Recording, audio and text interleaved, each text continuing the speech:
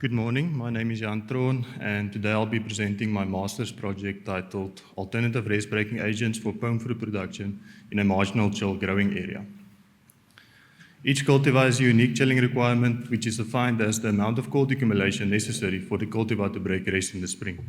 If the chilling requirement is not met, negative tree characteristics referred to as delayed foliation will follow, ultimately causing reduced yield and poor fruit quality.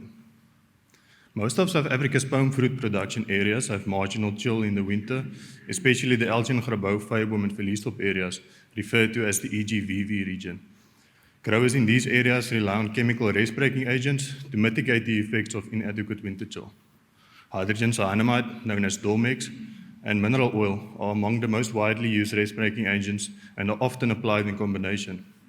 However, the use of these chemicals has been restricted in several countries due to health concerns, and pressure is being exerted on South Africa to find alternatives.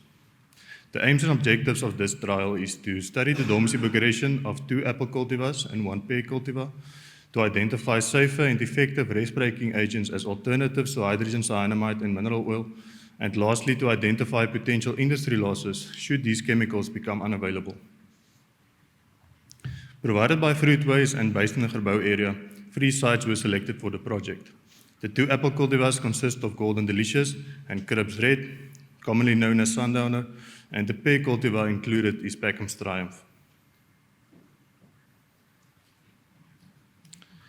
Dormancy forcing trials were done to evaluate the dormancy progression for each cultivar.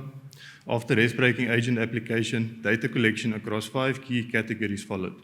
The first, and arguably the most important, is bud break and bud break progression. The second is fruit set and yield, followed by fruit quality and maturity. The fourth category is vigor. It has been proven that some rest-breaking agents, especially hydrogen cyanamide, enhances vegetative bud break and spur development. This in turn sets the stage for the following season's productivity. As Dr. Cook often says, you don't spray Dormex for this season, you spray it for the next. Finally, we also monitor return bloom.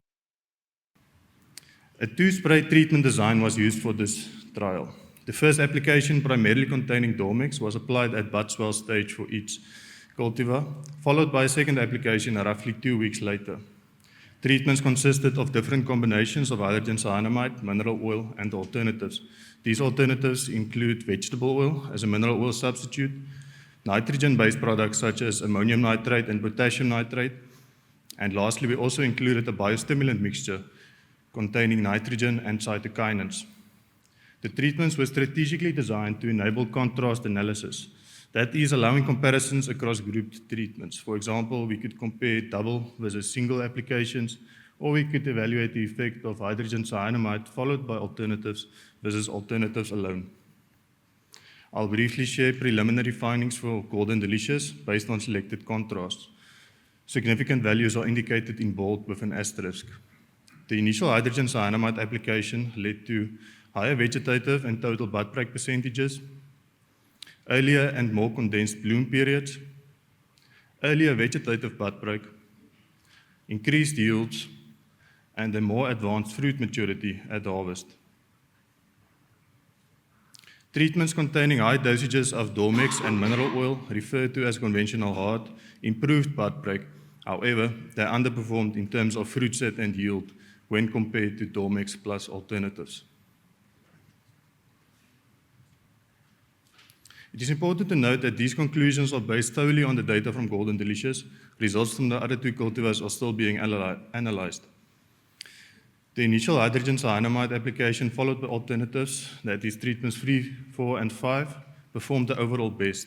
The data suggests that these treatments strike a good balance between stimulating vegetative bud break while maintaining current season yield. Hydrogen cyanamide remains essential as alternative treatments alone are insufficient for effective bud break. However, mineral oil may not be critical and could potentially be replaced by vegetable oil.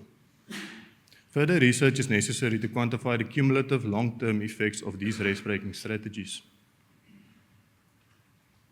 The research team includes Dr. Esme Lou, Dr. Nigel Cook, and Dr. Ivan Labuskaghni as supervisors, as well as Dr. Marty Boyce, our statistician, and Chad van Wyk, the project manager. It's truly a privilege to work with such an experienced team of experts and mentors. I would also like to thank Hoortkrou, Stellenbosch University, and Prova for making this project possible. And thank you to Fruitways for generously providing access to their orchards.